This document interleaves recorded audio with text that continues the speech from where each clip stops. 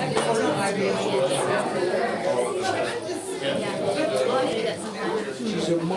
a fun trip. A little further. Yeah, Slightly.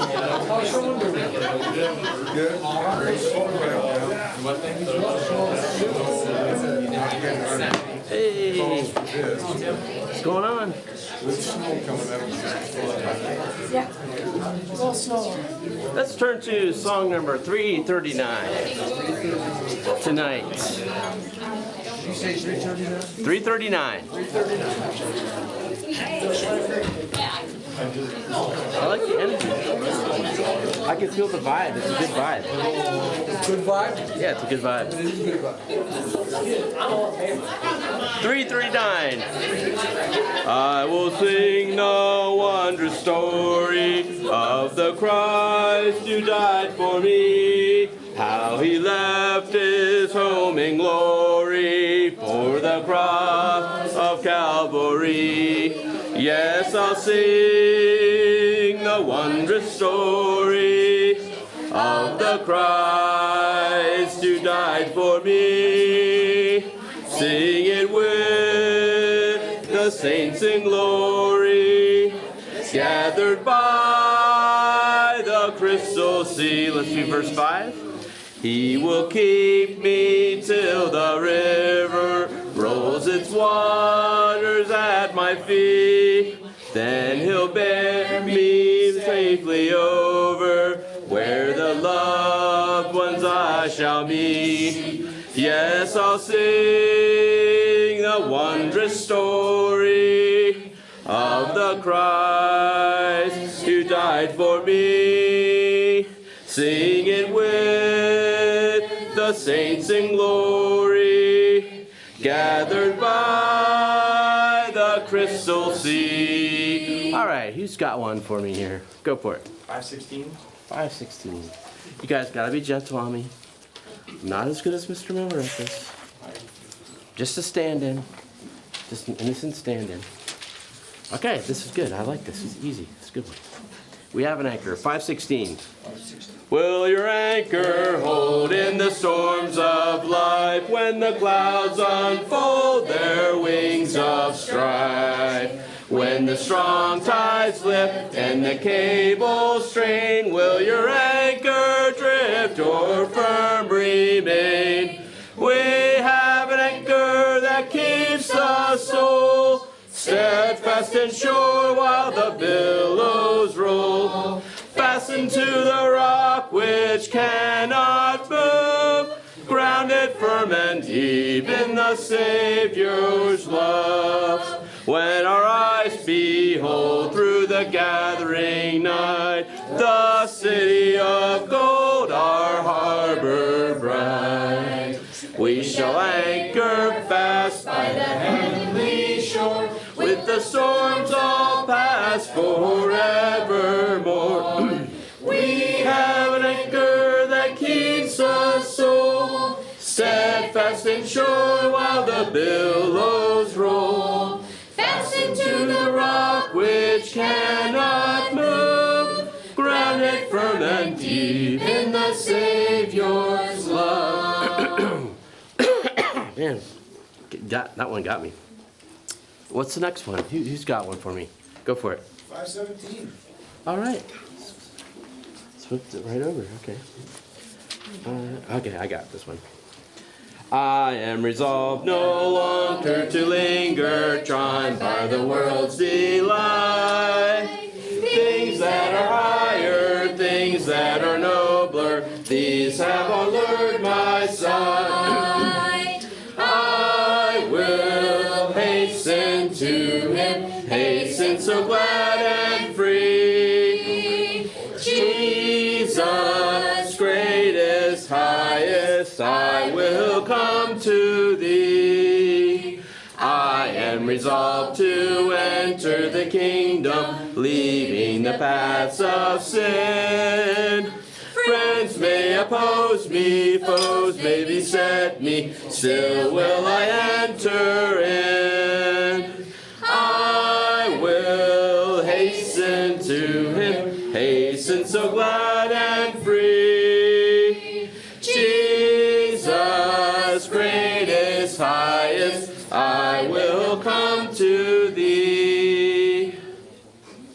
right, who's next? Go for it. 291. 291. Let's do this. 291.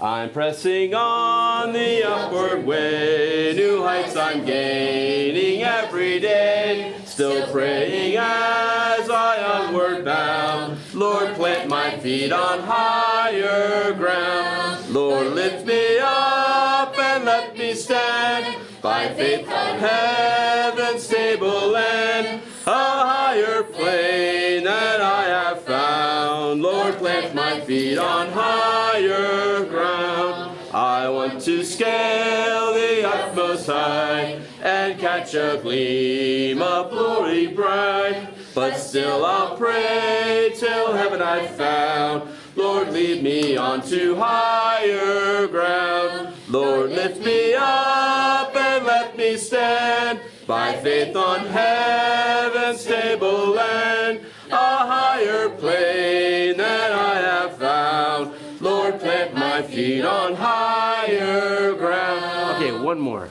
and then we'll let the preaching go. So what's the next one here? What's the last one? Who's got one for me?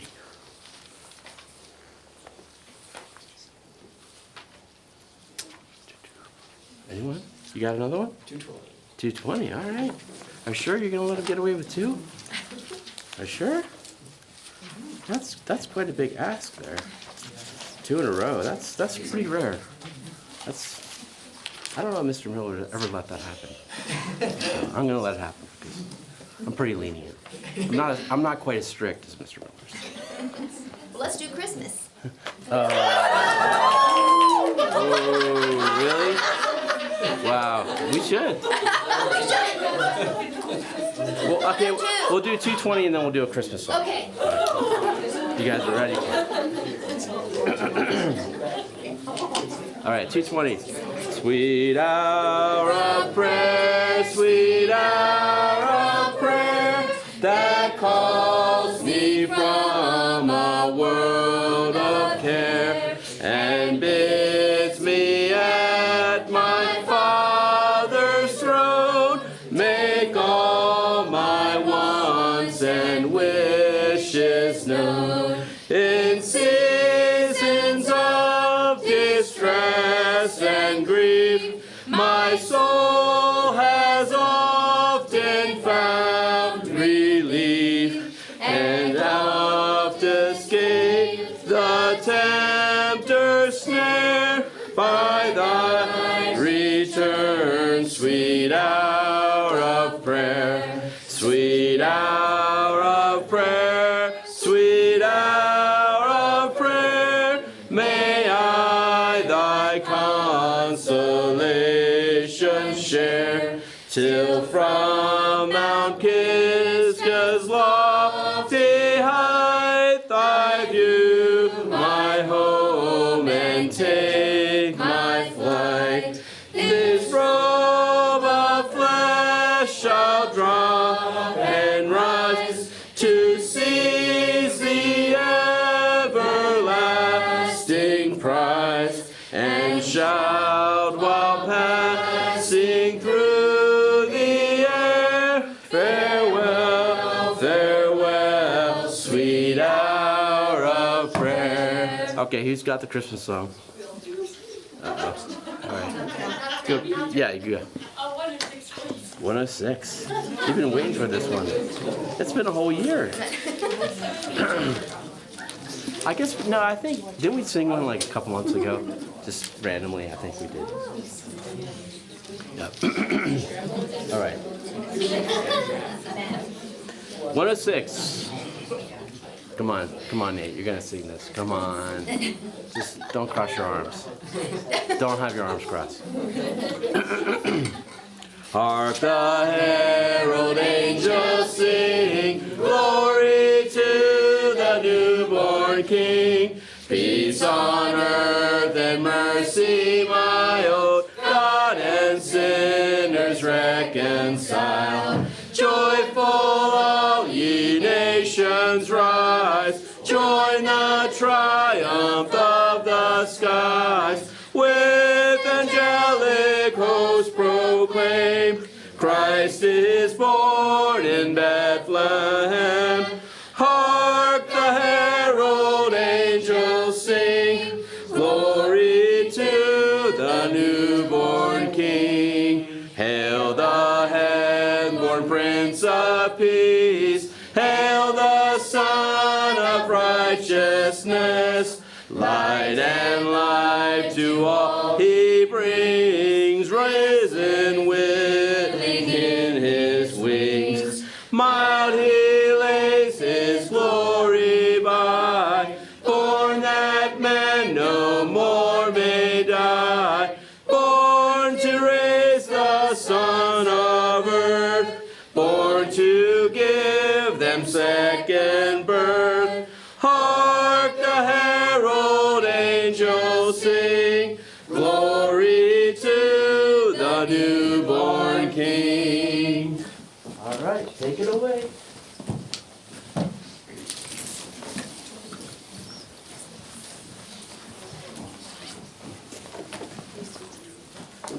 Evening, everybody. Good evening. Before we start, any announcements? Mr. Harrington? I think we missed a birthday last week. Uh-oh. Whose birthday?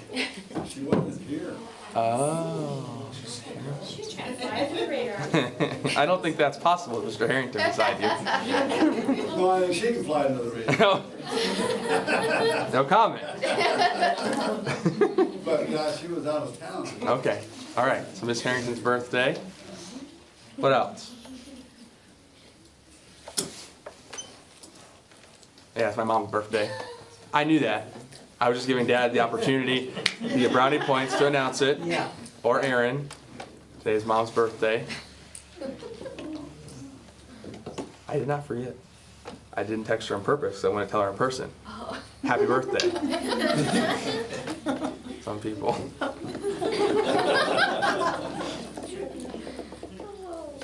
Anything else?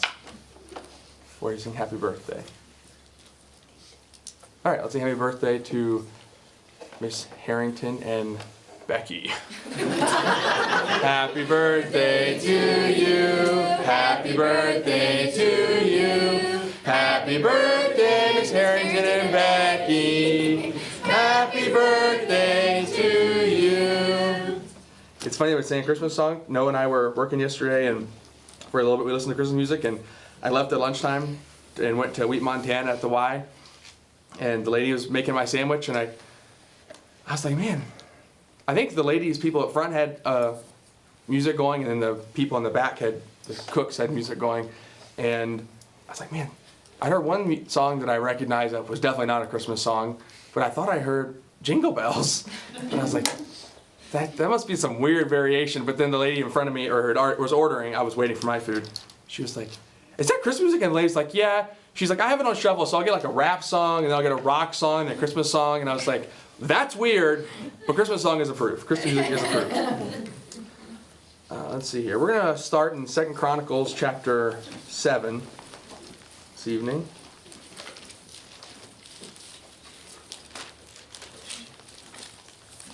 Second Chronicles chapter 7, and we'll be in verse 12. I think the Israel wasn't in particularly great standing with the Lord. So he's got a message for him. It says, "Then the Lord appeared to Solomon at night and said to him, I have heard your prayer and have chosen this place for myself as a house of sacrifice.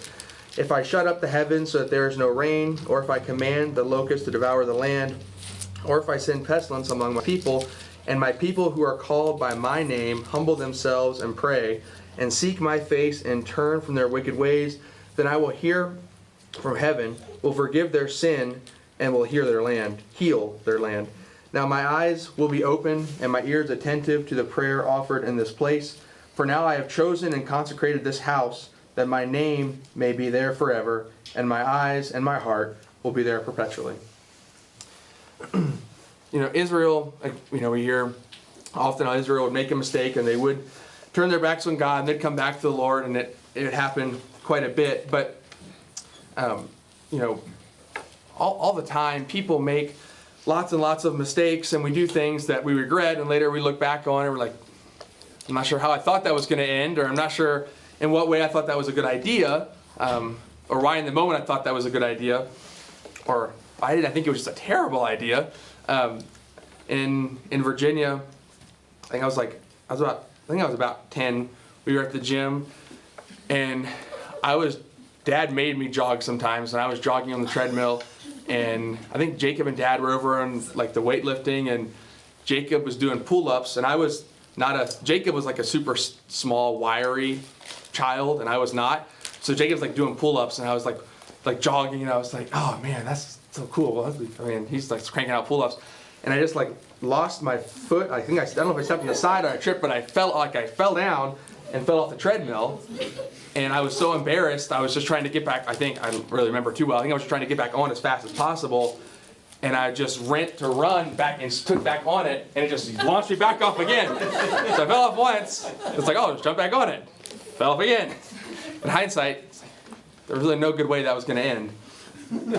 And, sometimes people make mistakes, and they learn from them. Sometimes it's funny, it's easy to get over. Sometimes it's a little more difficult to bounce back from it. I know a phobia of treadmills and the gym in general. I try to work over. My family's very insensitive about it sometimes, but we're working on it. It's physical mistakes, whether they're joking ones like you did something stupid and you hurt yourself, or maybe you made a bad financial decision, or whatever, a career choice, whatever it may be. Those things can be serious, and they can have some embarrassment or difficulty to get her over, to work through, but spiritual mistakes are much more difficult to work through. They have someone does something wrong. Spiritually, it has I think it obviously has a more serious aspect to it, lasting aspect to it, but it can be a little more difficult to get through. It's something you more want to kind of bury and hide, as opposed to working through the issue like it's necessary. There's a movie that I hadn't seen in a long time. We watched when we were in Florida. It's called On the Waterfront, and I hate really old movies, like poor quality. I don't typically get into the plot enough to appreciate it but I don't like them. This one was filmed like 1954 for what I read, and it is very, very old. But I remember when we were younger, Dad had like a shelf, and we were allowed to. I know 1954. That's so long ago. I wish my grandparents were here. Dad had a bookshelf of movies we were allowed to pick from. We wanted to watch TV on Friday nights or things like that, and this was one of them. And the setting, to my best of my knowledge, is like the early 1900s on like a port town. I don't know if it was New York, if it was just. It seems like New York-ish, so that's what I went with. But it kind of depicts the story of the mob with like the shipping and with the workers and making money off of that. And in the movie, and actually from what I read, it was the movie was based on like some articles that were written about similar situations. So I think it was one of the we could say it was extremely loosely based on a true story. The characters and things, I'm sure, are not even remotely true. But there's in the movie, the main bad guy character, his name, they call him Johnny Friendly, and he was like the head of the mob. And the main character of the movie was named Terry, and they don't show you this part in the movie, but they tell you about it, that Terry was, when he was young, he was like an up-and-coming boxer, and he was really, really good, and Johnny Friendly kind of took him under his wing and maybe kind of like paid for stuff to get him started or whatnot. And Terry had a fight one night, and Johnny told him, "Hey, we bet a bunch of money on the other guy to win, so we need you to throw the fight." And he did, and then I think they kind of got in a racket where he did it once, and then he did it again, and he ended up being kind of a tool for Johnny Friendly to make a bunch of money off by throwing fights, which obviously derailed his career as a boxer, because instead of winning like he was, he kept losing. And then when the movie picks up, Terry's kind of a bum, and he just kind of does whatever his boss tells him to do, and there's a guy that's going to start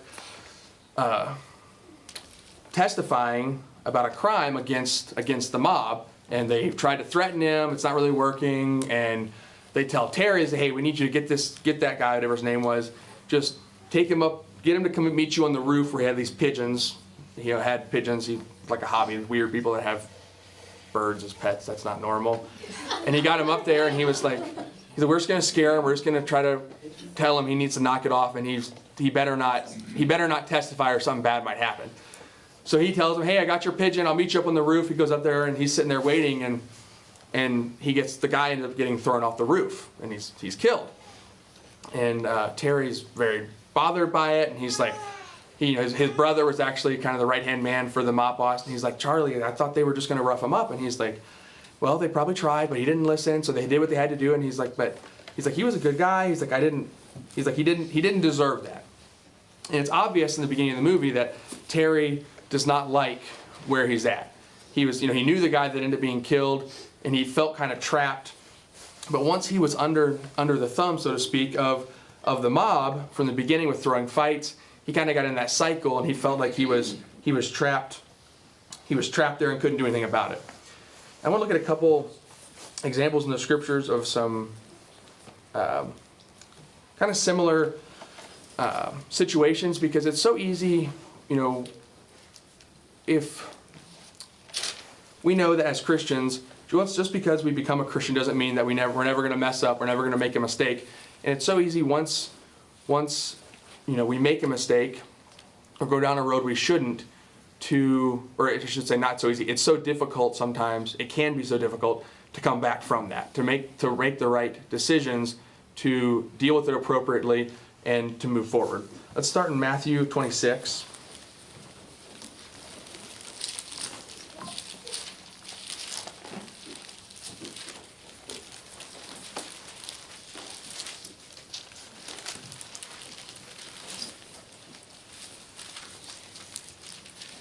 In that movie, once the guy is killed, the witness is killed, Terry's is bothered by it, and he meets. There's a girl. There's a love story. There's a girl. He's like, "Oh, that girl's pretty," and she ends up being the brother of the guy that he had lured onto the roof, and he meets the local priest, and they're trying to. The priest wants him to kind of stand up and to the mob and to try and bring him down. In Matthew 26. In verse 47, in the story, it says, while he, being Jesus, was still speaking, behold, Judas, one of the 12, came up accompanied by a large crowd with swords and clubs, who came from the chief priests and elders of the people. Now he who was betraying him gave them a sign, saying, "Whomever I kiss, he is the one. Seize him." Immediately Judas went to Jesus and said, "Hail, Rabbi," and kissed him. And Jesus said to him, "Friend, do what you have come for." Then they came and laid hands on Jesus and seized him. We all know, just normal, we hear all the time the story of Judas, one of the 12 apostles, ends up betraying Jesus for money.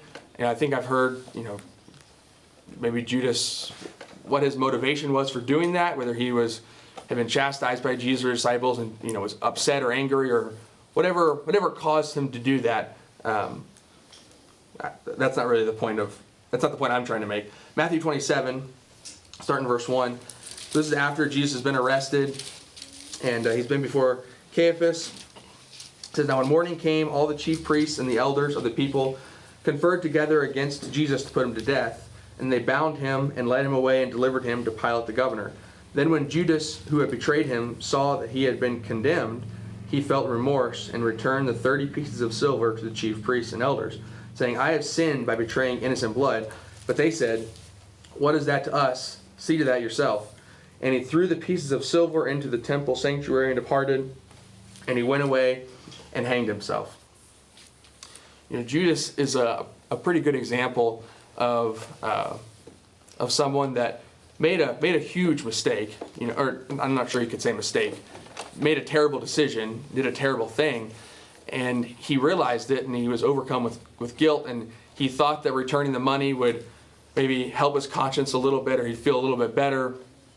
They said no, they didn't want the money back anyway. It didn't help.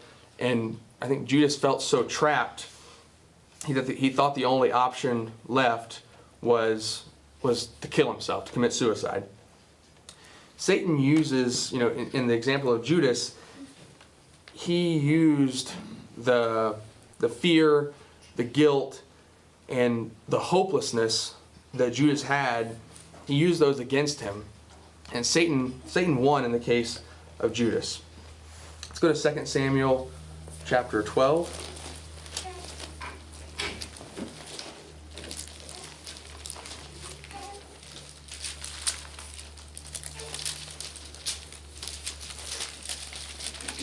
Second Samuel chapter 12.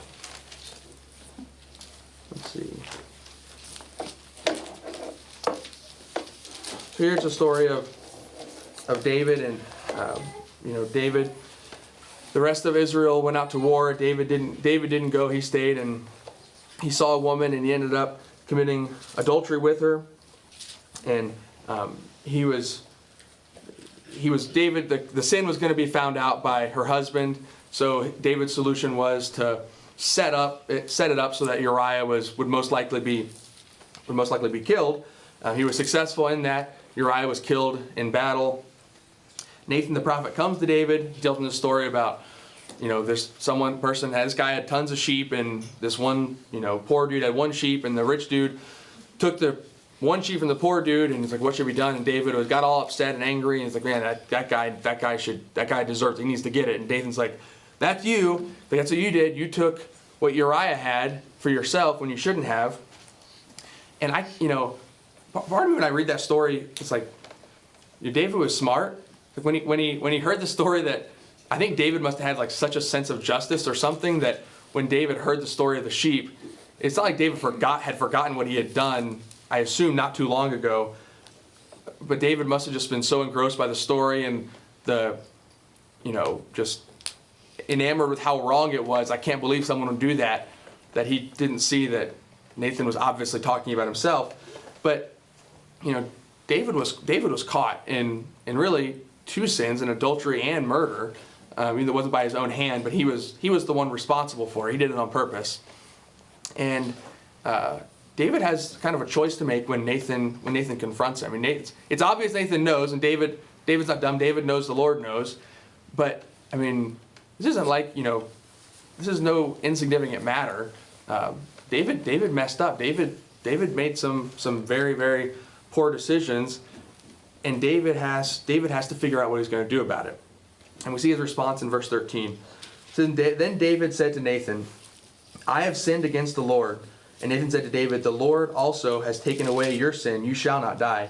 However, because by this deed you have given occasion to the enemies of the Lord to blaspheme, the child also that is born to you shall surely die. David, in 2 Chronicles, where he read when Israel had messed up or wasn't in good standing, and the Lord said, hey, if you're going to turn back, you need to humble yourself, pray, seek the Lord, and turn from your wicked ways. Turn from your wicked ways. When David was confronted by Nathan, David was honest. David realized that he was honest with it. Nathan said, yeah, I messed up. David was willing to take responsibility for his actions. And I got a card a long time ago, I think maybe when I finished high school, and the person who gave it to me wrote in there, a good smooth seas a good sailor never made, turn and face the waves. The point being that if everything always comes easy, if you never have any difficulty, then you're not going to develop as a person. So when those waves come, don't run from them, don't try to get away from them, but turn, face the problems, become a better person and learn from them. And that's what David did. When David had some major waves, David realized he'd messed up. David was willing and brave enough to turn to that. Let's see here. Judas and David both were kind of at the same, or at one point were at similar, what's we're looking for? Spots where they both had were responsible for someone's death.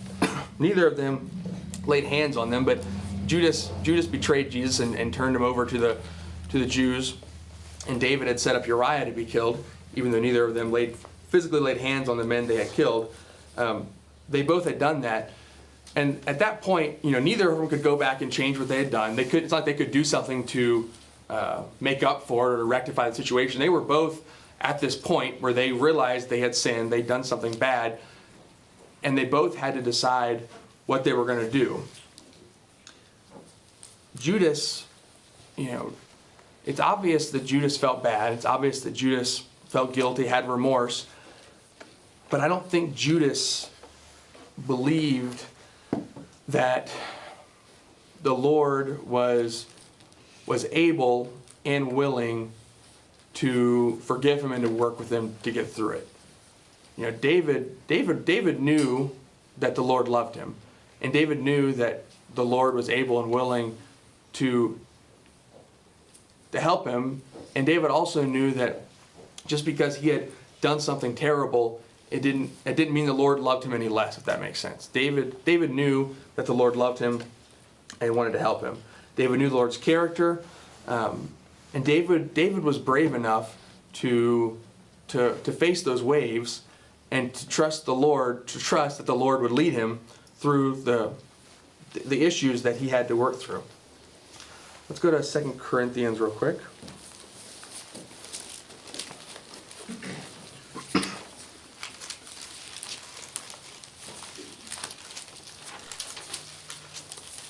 In Corinthians chapter 5, verse 17 says, "Therefore, if anyone is in Christ, he is a new creature. The old things passed away. The old new things have come." And let's go to Philippians chapter 4. No, Philippians chapter 4, verse 13 says, "I can do all things through Christ who strengthens me." Those are two very, very, very popular, common, there's stickers made out of them, the Bible verses we hear all the time. But if someone actually understands and believes what those verses say, then, if they've gone down the wrong path and made some mistakes, and they come to the point they're honest with themselves that this isn't where they want to be, and this isn't where they should be, then they should respond the same way David did. They realize that this isn't who I am, right? This isn't where I have to be. I can turn things around, and most importantly, the Lord has the ability and the willingness and the desire to help me do that. It's guilt and fear can be so to keep us from making positive, will keep us from making positive progress. That's why the Lord talks about so many times about, we're forgiven, that's in the past, that's not who you are, that's who you were, it's not who you are anymore. And Satan wants to continually, if someone messes up, Satan can keep them from dealing with the issue, then he knows sooner or later that he's going to win. If he keeps it buried, keeps it hidden, keeps it from coming out front where someone has to deal with it, then Satan knows that he has them right where he wants them. In that movie, on the waterfront, later in the movie, Terry works with the priest and the girl, and they try and do some things to try and build a case against the mob boss specifically, and it's not going particularly well. Finally, the priest is able to convince Terry to testify about the murder on the roof, that the mob boss was the one that set the whole thing up. Terry agrees to do it. He goes to court, and they do some preliminary stuff, I think, but it makes it obvious that Terry's going to testify. And the next morning, part of the racket that in the movie the mob had was all the workers would come to the docks in the morning, and the guy in charge he knew how many workers he needed, and he would just pick, okay, I'll take you, and you, and you, and if you got picked, you got to work for the day and you got paid. But if you didn't get picked, then you just hung around, you didn't make any money. And Terry goes to the docks the next morning and to try to work for the day after he had gone to court, and the guy in charge makes it very, very, very, very obvious that he'll never get picked to work again. He's like, yeah, you're not, you know, and even everyone around him was kind of standoffish because they thought he was a rat. They thought he had, you know, done things he shouldn't have done. And he stands up to him, that happens, and he's standing there, and everyone else is kind of going to work. The guys that got picked are the ones that, and actually that's not true. In the end of the movie, they picked everybody to work, even though they didn't need everybody except for him, to make a point that you're not going to make it. It's not going to work. You're on your own. You're on an island. No one's going to help you, and it's not going to go well for you. Everyone else is over here at the dock, staring at him. And he's just kind of like sitting there pondering, and he goes and walks over to, there's like a little shack where all the mob boss with all of his lackeys are. And he starts to kind of go down there, and he yells at him. He's like, Johnny, friendly, blah, blah, you come out or whatever. And the mob boss comes out, and they kind of get into a shouting match. And the mob boss is like, you turned on us, you betrayed us, we were your family, blah, blah, blah. And Terry's like, no. He's like, you took advantage of me. You had me all these years. I was lying to myself. You took advantage of me. You didn't help me. You weren't my friend. You weren't my family. You just used me for your own benefit. And at the course of through all the yelling, they end up getting in a fight. And the mob boss fights dirty. I can't remember, or he trips him, and then he grabs like a blanket and wraps it around his head and all these things. He's kind of winning, and then Terry kind of gets on his feet and starts to really just beat the snot out of him. And then the mob boss yells for his lackeys to come around the corner to help him. So then like 5 guys come around, and they just beat Terry to a pulp. And so he's laying there in a little bit of water, and he's just, just beat up beyond belief. And the priest comes down and finds him behind the building, and he's all bloody and mangled, and he having a hard time breathing, and he can't get up or anything like that. And during that, the guy in charge of all the shipping had come down and wanted to know why they weren't working to unload ships. He comes down, he's like, hey, you guys, he finds the mob boss. He's like, hey, why haven't you got your guys to work? You're costing me money. And he's like, I'll get them working. Don't worry, I'll get them. And so he's like, hey, get to work, you guys, blah, blah. And they're like, they're not really doing anything, and they're not listening to him, which he's not used to. And they're like, what about Terry? We don't want to work if Terry can't work. And the guy's like, work? He says, he can't even walk.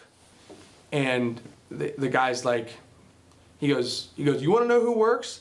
He says, the ones I pick to work are the ones that work. And two of Terry's friends come around the corner, and they see him, and they're like, all right, Terry, it's like the shippers, they want us to go to work. They're like, but if you lead us, if you take us, then they'll realize that we don't take orders from Johnny anymore. They'll realize that we're not under his thumb, we don't have to do what he says, but you've got to be the one that leads us. And the priest leans down to him, and he whispers in his ear, and he says, Terry, he says, Johnny's laying odds that you won't get up. Johnny, the mob boss, was betting on the fact that Terry wouldn't have the courage and the bravery to get up and to stand up to him. He didn't believe, he was betting on the fact that he wouldn't do it, that way he could keep control of all the rest of the workers. And the movie, the music's great at this part. They help him get on his feet, and Terry he gets up, and he's like, what do I have to do? And they're like, you just got to walk. Like, all you got to do is if you can just get to the warehouse. That's all you have to do is walk. It's like, if you just walk, we'll follow you in there, and we'll take care of it. So they get him up on his feet. He walks up I don't know what you want to call it, to get up from the shack on the water up to the pier. And he just slowly, and he's just like putting one foot in front of the other, just trying to stumble all the way there. And he gets there, and he says, oh, man. Before he gets up, the priest leans down to him, and he says, Terry, he said, you may have lost the fight. He says, but you have a chance to win the war. He says, you got the snot beat out of you right now, but that's not the important thing. The important thing is he doesn't believe that you're strong enough to get up and face him. And when someone spiritually gets beat up, when they fall down, Satan thinks they have him beat. Satan's betting on the fact that you won't believe that you have the strength to get up, that the Lord will help you. Satan bets that we won't have the strength and courage to get up. And if we had to do it on our own, then he'd be right, because we probably couldn't do it on our own. But just like in the Terry, all he had to do was get up and just put one foot in front of the other. For us, when we realize maybe we made a mistake or where we aren't where we want or should be, all we have to do is to get up, to start walking, and just put one foot in front of the other. And when Mr. Miller, he gave me some options to talk about or whatnot, and you see people that maybe you knew relatively well, maybe you just knew of, that made some mistakes or have gone down a road that maybe they shouldn't, or they will regret in the future. If we have the opportunity to be the person that tells somebody, hey, you may have lost the battle, the fight, but if you can stand up, and if you can just start walking, the Lord will take care of the rest. If you just get up and just start making progress, the Lord will give you the strength. The Lord will direct you in the right path. Then Satan can't do anything about it. It said, the Lord is for us, and who is against us? But if we can't get up, if we can't start making progress, then Satan has us exactly where we want us. If we believe those verses in 2 Corinthians and Philippians, that we're our new creatures, that we can do all things through Christ, then Satan doesn't really have any control. But if we don't believe it, then Satan already has us beat. Let's pray. Dear Heavenly Father, Lord, we're so thankful to have the opportunity to assemble this evening.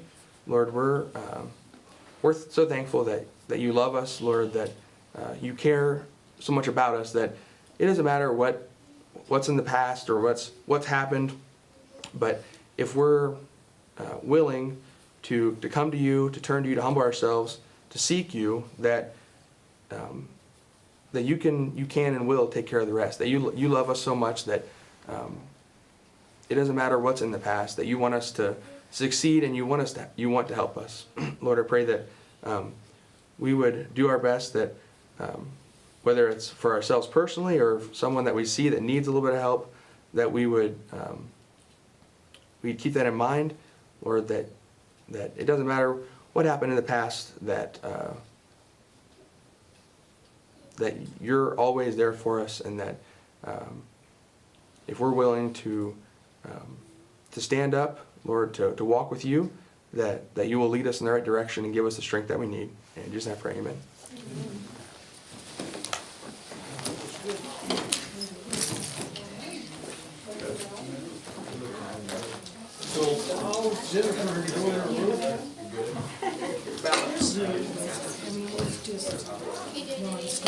Oh, I bet. Eating a lot of good food today. I'm really glad.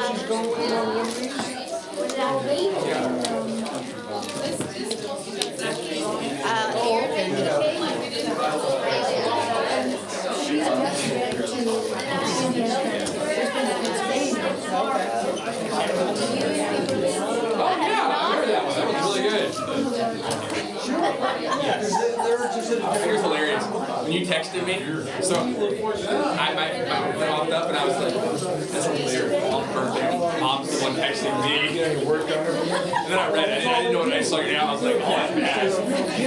And right time your birthday then too. This doesn't mean much to me. Like, you text me that, it's like obviously died. And I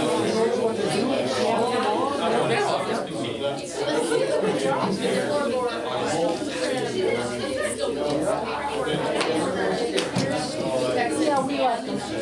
On your birthday, wait, can I borrow your lawnmower? Then we got to the assembly and they asked him birthday. Birthday dad. Allie texted me. Lord willing. Lord willing in the creek. That would be the plan. Nathan texted me. My lawnmower?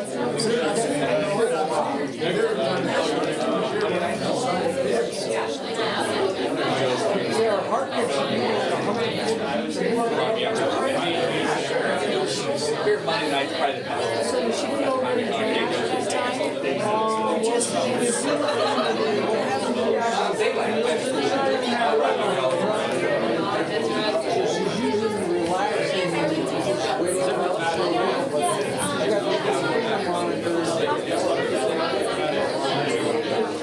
Actually, I haven't gone.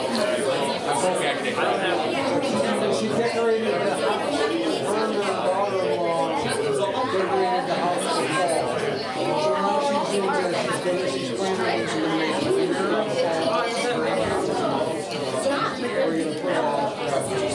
I like to do summer, fall, Christmas. It's fun.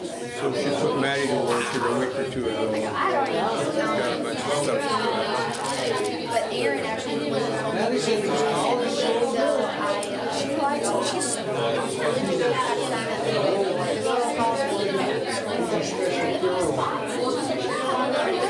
Well, we met with the attorney, Kevin. Oh, how did it go? Good, just an initial thing. Isn't he a nice guy? Yeah, he is.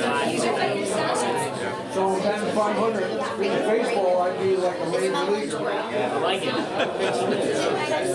Yeah, he's a good lawyer. I don't know much about him. He seems to be, and he's very kind to us. He has dealt with him on wills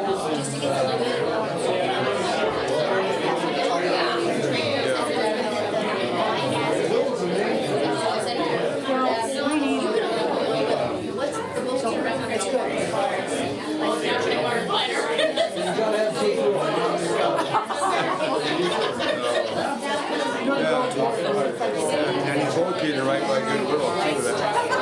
He's located right by Goodwill, too. Yeah. And you. Glad you had a good time. You get incarcerated.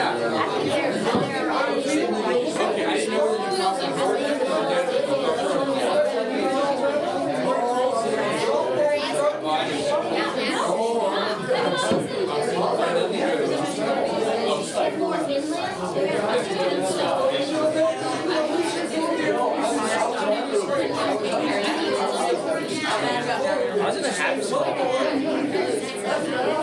after I was back,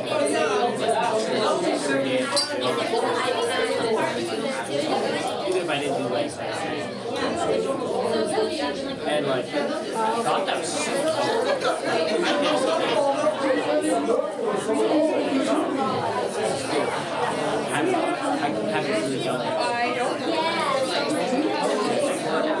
I'm stressed as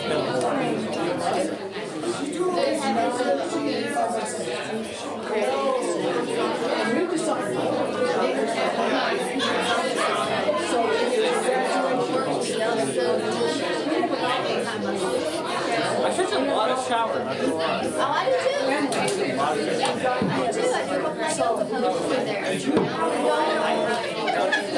I do. Oh my God. That's right.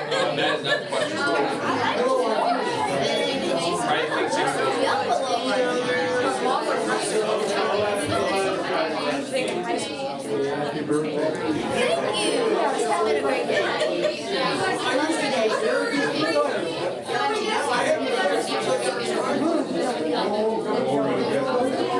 Did my dress come on?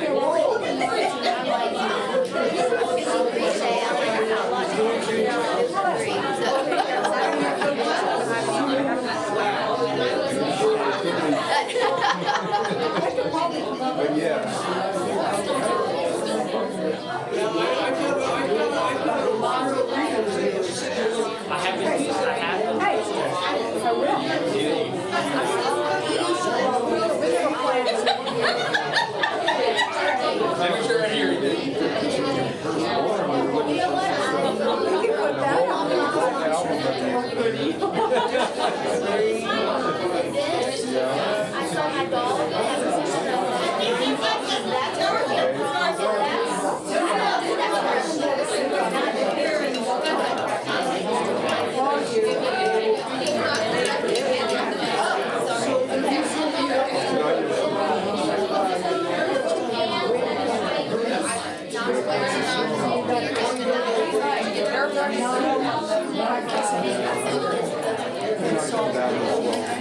Those when it started to get snow, we started showing about 6:30 or so. It started raining all day. It started to get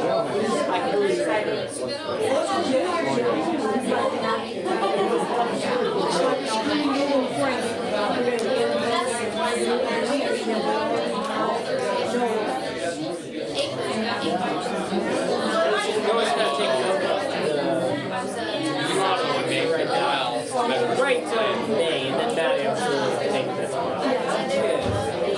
She might have some years, you know, and just stay. Until we get grandkids. Until Mom has grandkids, then we're all trash.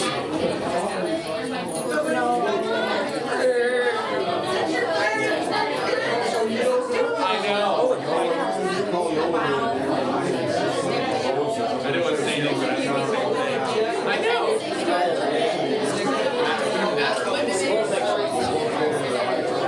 I think it was just connected. I reconnected on Sunday. Come by and give me some backyard up on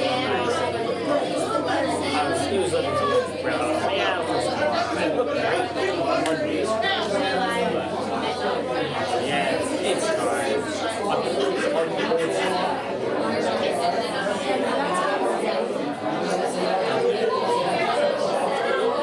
Not about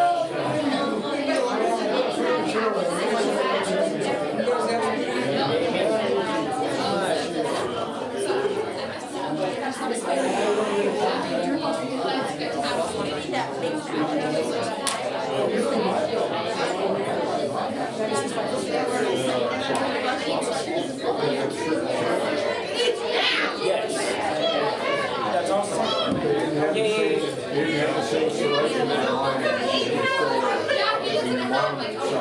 Oh, I